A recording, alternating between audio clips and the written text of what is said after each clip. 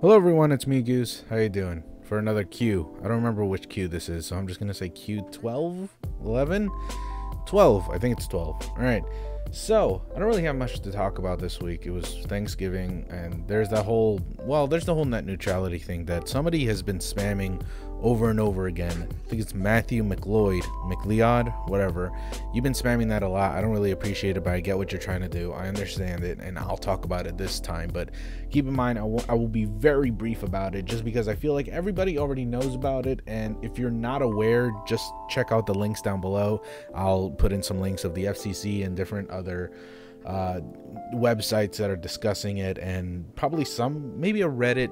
No, I don't really know any Reddit posts, but if you want to check out like other people talking about it, just check out Phil DeFranco or Boogie299 or Boogie298. I don't remember what his fucking YouTube channel is called, but yeah, those kinds of people, they're talking about it. Everyone's talking about it. It's the hot subject of today.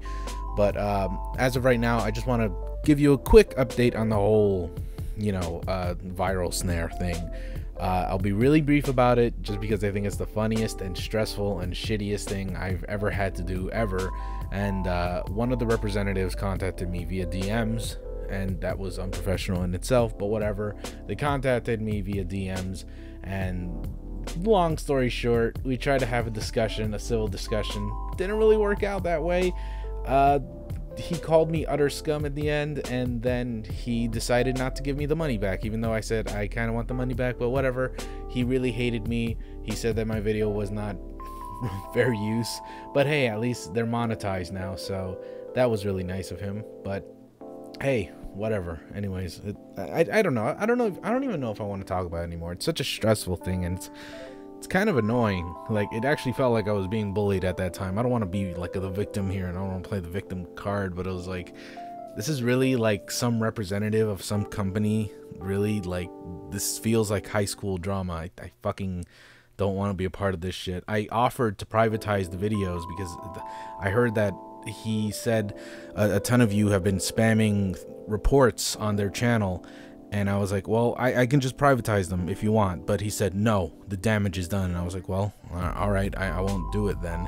But he's like, no, I reported them. They will be removed. And I'm like, okay, I offered to privatize them. Okay, whatever. I don't know what you want, but hey, it doesn't matter. I'd rather not talk about it. It's such an annoying thing right now. Anyways, I didn't get the money back, but hey, hopefully I can live stream soon, and I would like some suggestions from you guys. I'm going to be live streaming hopefully this week. I keep saying that, but things keep coming up, but hopefully I'll be able to live stream this week. If you want me to live stream a certain game or something, please leave down in the comments down below. I'm really not that good at streaming. I don't know what's trending or anything at all, but if you want to see me play a certain game, please tell me in the comments down below. I'm at a loss. There's a Steam sale. I would love to buy something before the Steam sale ends so I can stream it. So yeah, let me know what you guys think. Anyways, let's talk about net neutrality. So if you're not familiar with net neutrality, essentially what it is, well, it's what basically gives you the freedom to watch this right now without having to pay extra bucks. Right now I have YouTube Red, but I'm not paying YouTube Red. I'm not paying for it. I have 3 months free. So imagine that, but net neutrality. Like, imagine that as a necessity. YouTube Red is no longer that premium feature that YouTube is now giving to you, where you can watch anything on the go, download videos, download music, free music, no ads anywhere, right? It's not that. It's the necessity. If YouTube Red became the necessity, everybody would be at an uproar. That's what net neutrality is. You are given the right to watch this without having to pay YouTube anything at all, right? Same with Netflix. You don't have to pay an additional fee. Same with fucking, I don't know what else, VidMe, Twitter, Twitch. Those are all websites you can just use for free. You can make an account and just use it, right? But if net neutrality did not exist and it was gutted, as many senators, as a bunch of bigwigs, a bunch of rich motherfuckers who want to be richer, as much as they want to gut it, they're telling you that it is a freedom act. They're telling you it's some thing that will save the internet. It's gonna revolutionize everything. In reality, it's constricting you. It will make sure that you have to pay for those services that were once free. You want your fucking porn? Well, as much as you love that free porn on YouPorn, or shit, what was the other one I used to use a lot? HentaiTentacles.com. As much as you want to use those, sorry, you're gonna have to pay for an additional fee on top of your fucking internet fee. So that's shit, and I'm sure many of you already know about that. And it's an exhausting conversation, because this is not the first time I or many others have talked about net neutrality. It is a thing that has been discussed for, I would have to say, maybe a year and a half now. It's something that's just been, it's a hot button topic. And now that we have certain electives in the government, now that we have certain people, certain politicians in the White House, I'm not going to say any names, but sure you know what I'm talking about. Now that we have certain people in the White House, it seems that action is being reinstated, and we're all enthused, at least they're all enthused, about getting richer and screwing you all over. So try to talk to someone. More likely you should talk to, like, I don't know, a senator or one of your fucking governors of the state, and tell them that you are against this. Now, I know for a lot of you it's kind of a little stressful, a little weird to talk on the phone, because that's what you would have to do. You would have to talk on the phone with a representative of your state or whatever, wherever you live. You would have to talk to them and tell them your opinion on it, and tell them that you do not want this. Now, there are websites out there that provide you a script to basically say what you need to say, right? But I understand that the whole process of actually talking to them is still stressful, and anxiety is a thing. I understand that, right? Thankfully, there are other alternative ways to contact them. You can email them. You could also text them. I'll also leave that in the description down below. Just realize that this whole thing is an egregious act. Like, in 3 weeks, we will find out whether or not we will have a free internet. And it's close. It's a fucking close thing. Like, a lot of you might be going, oh no, I mean, we passed this whole thing twice already.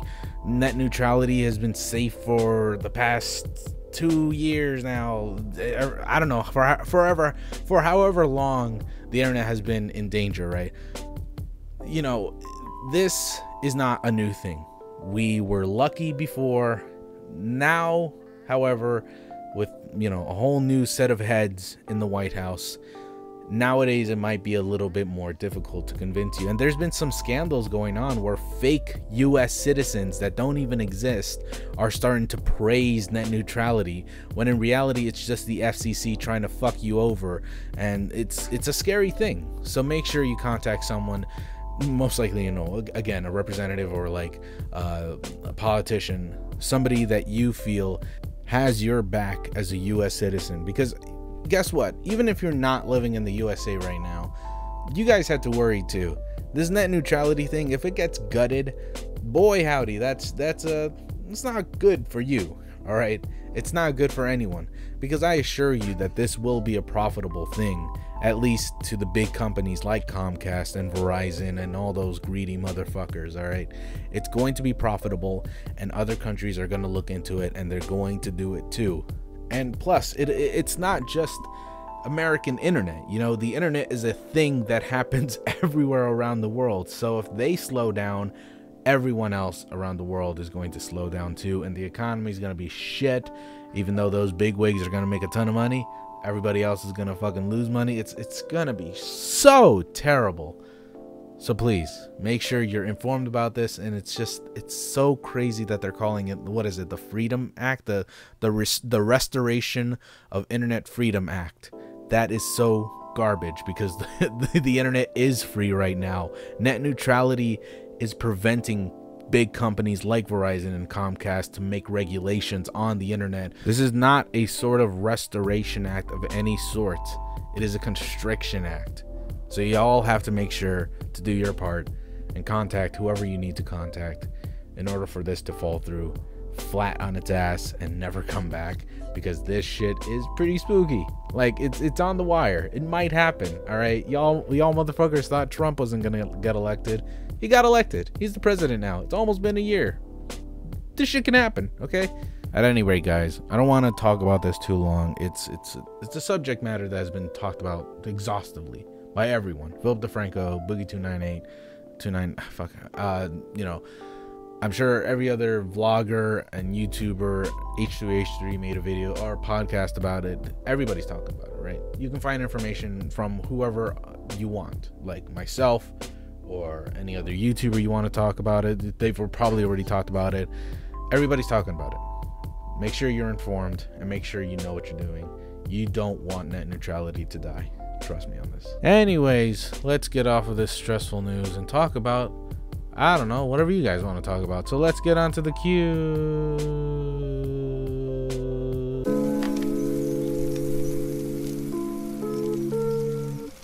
Remember, if you guys ever want to ask a question, just leave the hashtag Q on any video of mine. It doesn't really matter. I could just look it up and I will answer them shortly, unless I don't really feel like answering it. So sorry. Usually I heart the ones that I want to answer, so that's pretty much a dead giveaway as to what I'm going to answer. So hey, if you're one of the lucky ones to have a heart on them, let's check out the Q. All right. Anyways, let's start off with the first question by Tiny Baby Man. You asked, do you know what Team Fortress 2 is? And if you do, what do you think of it? If you don't, then play it for as long as you want and then share your opinion on it. That's a weird question because Team Fortress 2 is super old. It's like from 2008. What are you talking about? Anyways, yeah, of course I know what Team Fortress 2 is. I started playing it when it was free.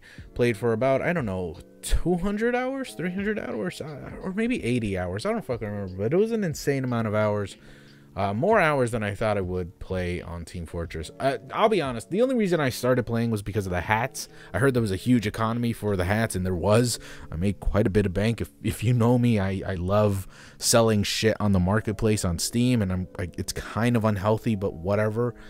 But yeah, I played it for the hats, made a lot of money off of that, basically stopped because I wasn't having as much fun as I used to. But I really love playing as the engineer. I really love playing as a pyro, and soldier was another one. Everybody else, didn't really care for. Not really. Scout was okay. Medic was boring. Probably pissed off a bunch of medics. Spy was pretty cool, but super hard to play as. But yeah, you know something. It was a fun game. But as from what I hear from a lot of Team Fortress 2 communities, especially a lot of Team Fortress 2 YouTube channels, which I happened to just stumble upon like 2 months ago. I don't know why. I'm hearing a lot of negative shit. Apparently the game's being developed really slowly, and it's unbalanced, and it's trying to be esports when in reality it's like a dumb, goofy game that nobody gives a shit about.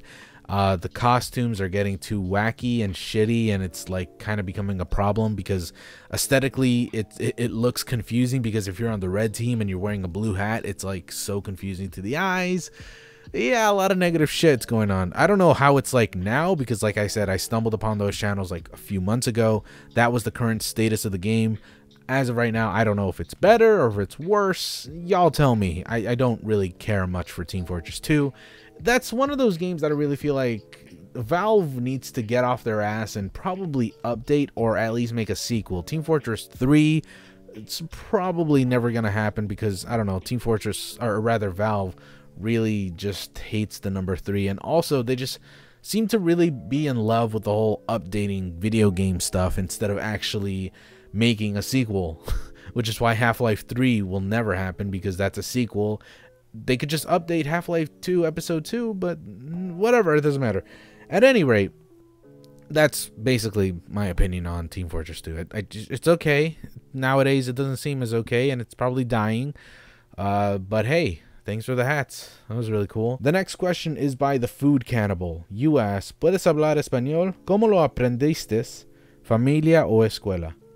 Mi mamá y mi papá son de México. Viven en Puebla, México, y mudaron aquí en Nueva York como in, I don't know, 1980s, 1970s, and they met each other there. I'm not gonna fucking answer this question in Spanish, fuck you, but I'm not really entirely sure when they got here, but they met each other there and they fell in love, and then they, they started to mingle and whatever.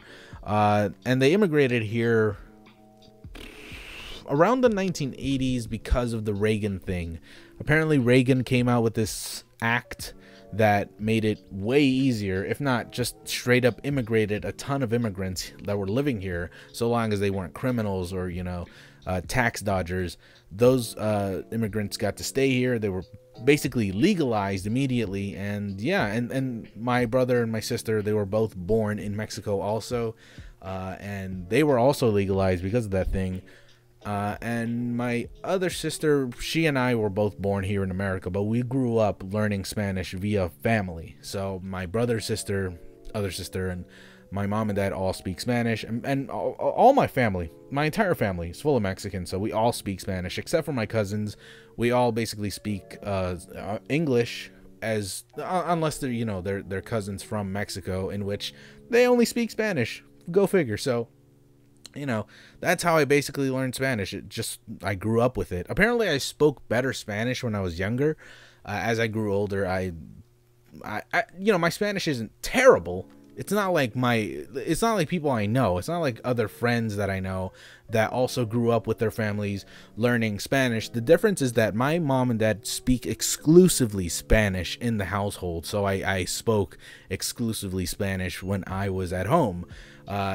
As opposed to other people who had parents who learned English and spoke English with their kids, broken English with a lot more Spanish, but essentially those kids grew up learning English better than they did learning Spanish. So you would see that their Spanish is very broken. It sounds like a very American Spanish, so yeah, I'm thankful that I got to grow up with a pure breed of Spanish speakers, instead of like Spanglish, But hey, that's how I learned Spanish. Yeah, and I'm Mexican, by the way, so if you didn't know that's why I have brown skin. I don't know. I feel like some people they might think I'm Indian. I don't know.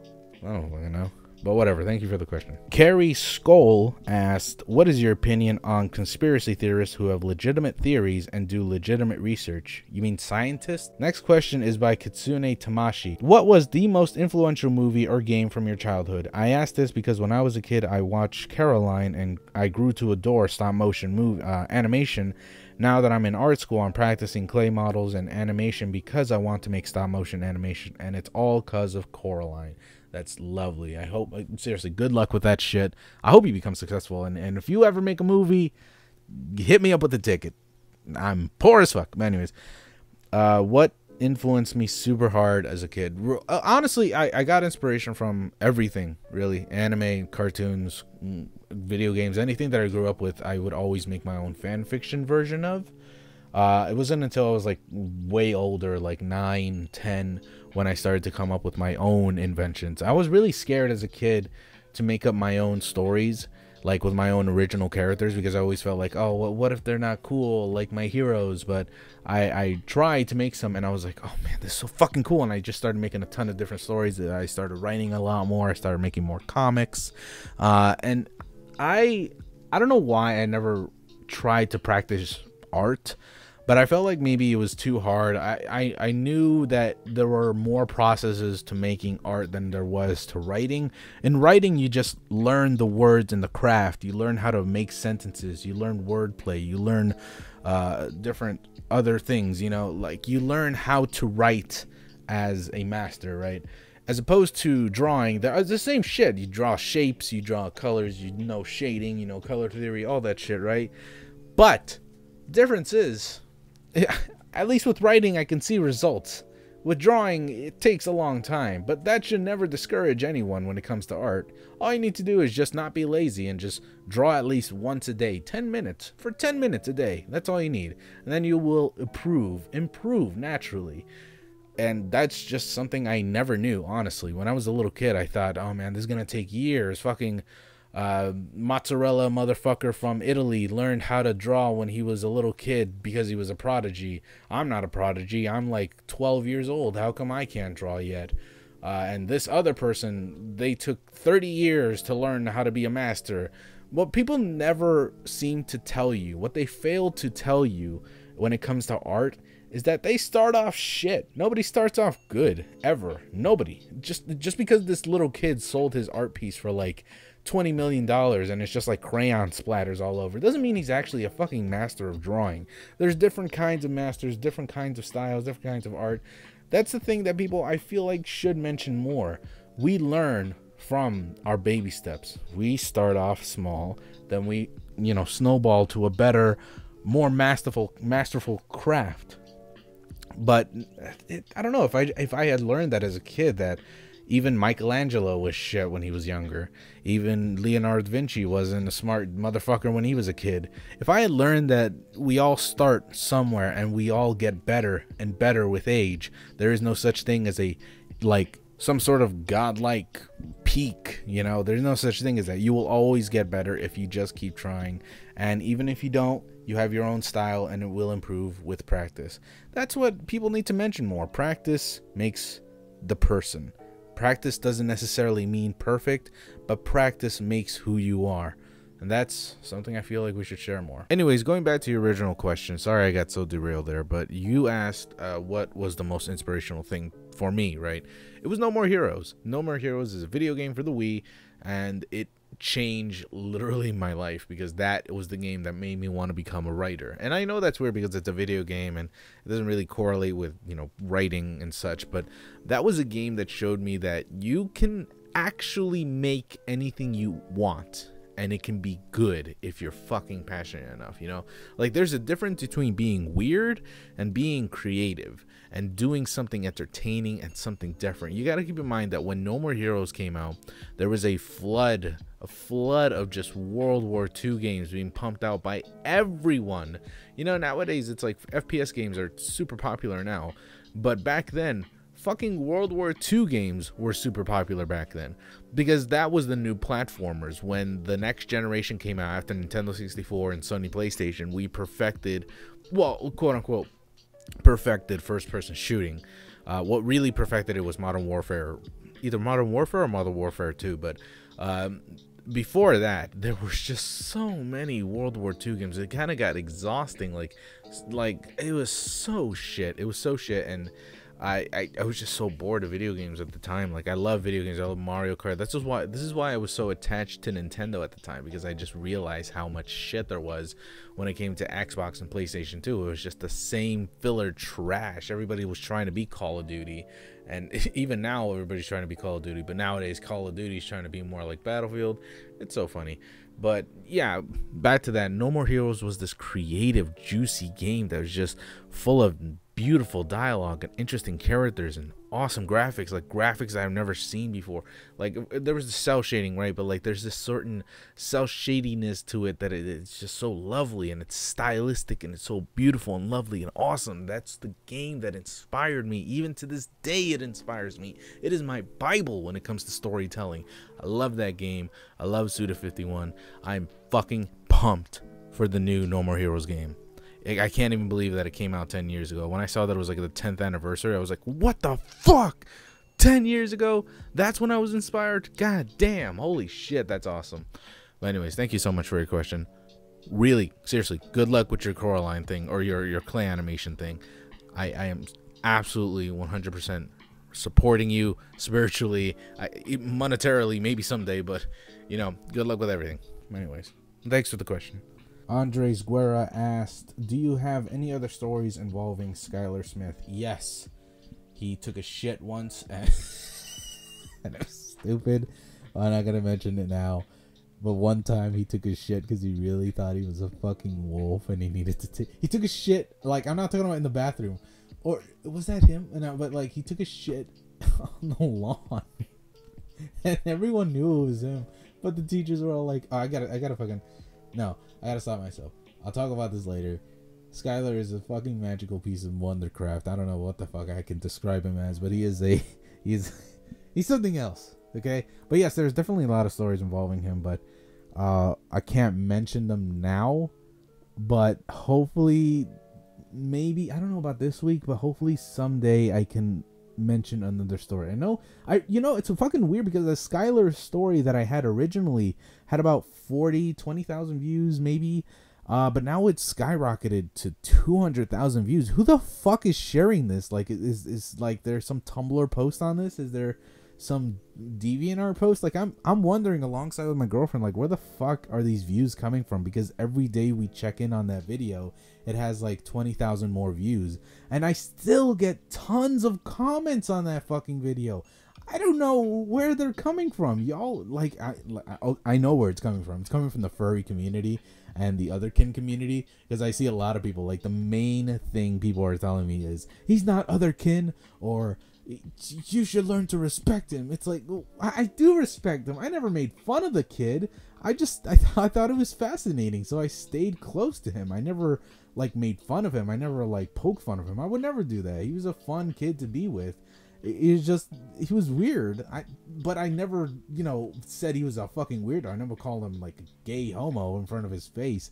I thought he was really cool, so I stuck around with him, not in like an ironic or like in an unironic way of like, oh, he's so cool, man. Oh, fucking radical. He's like a wolf. Awesome. No, I knew he was like being ridiculous as fuck, because I had some semblance of sanity at that time. But I still want to see what he did next, and lo and behold, he took a shit in front of everyone. It was funny as fuck. Well, no, I'll mention that later. But for now, yes, more stories on that. I just don't know when I will do it. All right, but he's so fucking great. He is godlike. But anyways, thank you so much. Thank you so much for the question. Finally, the last question is by Blank. You asked, if you were the CEO of YouTube, what would you change about the site to appeal to content creators and advertisers? I don't know about advertisers. I don't know how to appeal to them. They're so sensitive and yet non-caring at the same time. Advertisers are very, very, very interesting. Coca-Cola and Pepsi will sponsor whatever the fuck they want. If they were sponsoring To Catch a Predator, it's a show about catching pedophiles and shit, they don't care.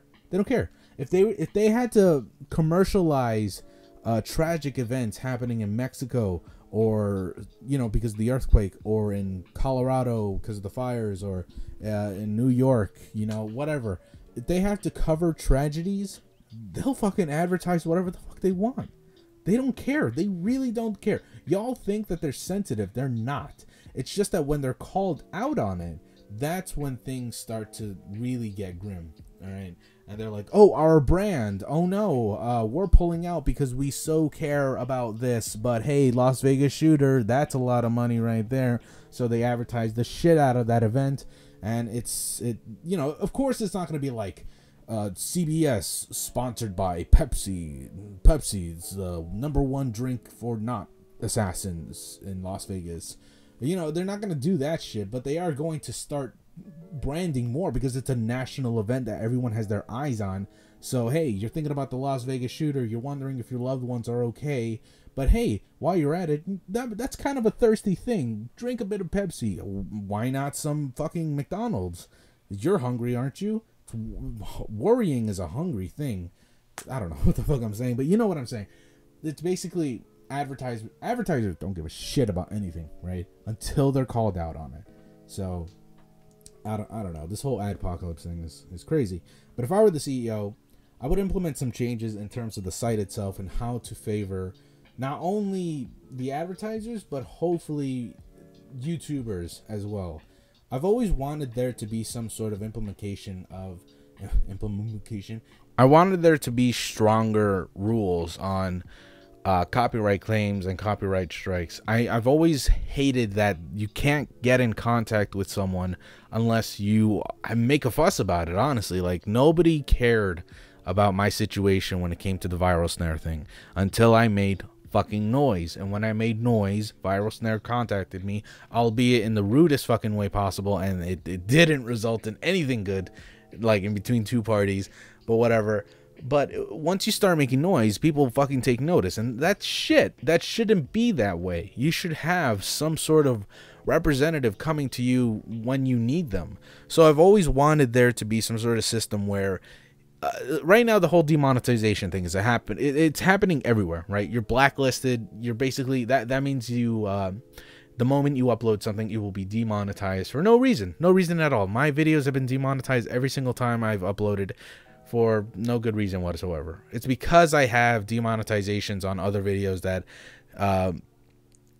it's starting to get demonetized more and more. But this is how I would fix it. I would put in a rule where if we put in demonetization and it was implemented and the whole site, everybody was affected, right? You had, let's say, out of the 100 videos you've uploaded, about 60 of your videos got demonetized. That's a ton. That's 60% of your fucking videos right there.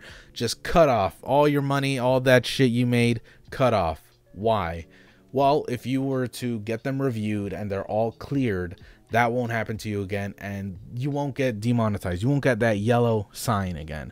However, if there's good reason as to why your shit is getting demonetized, then we'll keep the blacklist open. However, if you improve yourself, if you become a better YouTuber and you stop doing that shit where you start showing boobs on your thumbnails and stop saying so many cuss words, or rather so many racial slurs and all that shit, you know, then we'll think about clearing your name about that. You know, it'll be fine. You'll be okay. I know this rule sounds very far-fetched, but let me get into it, okay? It's not a perfect system. I know that, and I don't want to improvise what I'm trying to say, because I know I have it in my head, but when I write out a script, it'll be way more easier to understand. But right now, I don't have any script whatsoever, so if I keep talking about this, y'all will think that's a really stupid plan, but trust me, it makes sense. Just give me time. I'll probably make a video on it, but I do have some ideas as to how to help out not only big YouTubers but smaller YouTubers as well, like representation on one side while more service to the other. It's hard to explain. Fucking, if I know I have plans, but I can't fucking figure out how to word them out. So if I ever want to make a video on it, I probably will, but for now it seems that that's not the case, because I don't have a script in front of me, and yeah, that's just not how it's gonna go. So thank you for the question, Blank, but hopefully I can organize my thoughts in a future video. But for now, that's all the Qs for today. Remember, if you want to leave down a Q of yourself, of your own volition, then just put in the hashtag Q and I will answer them hopefully next week. Thank you all so very much for watching. I will see you all next time. I love y'all. Goodbye.